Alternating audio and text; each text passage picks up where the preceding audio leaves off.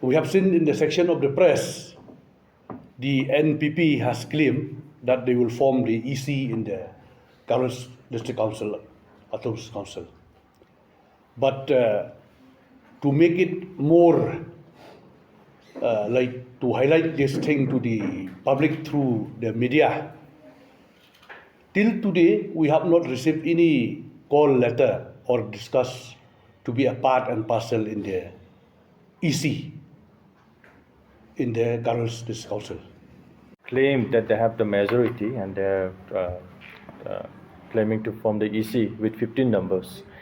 But 15 is not the magic number in the district council, because the court has passed an order in 2020 in the case of Atman Sangma and Winsang Sangma, that the minimum number in the majorities will be 17. So it should be 17, not 15, because one of them will be a chairman. So once in a 29 member house, if one is a chairman, then it is a tie again, 14-14. So that's why the court has given a verdict that it should be 17 and 12.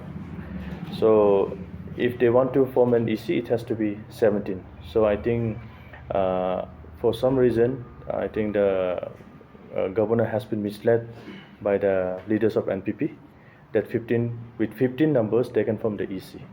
So that's why we will be sending our objection from our side, because this is not fair and court's orders should not be violated.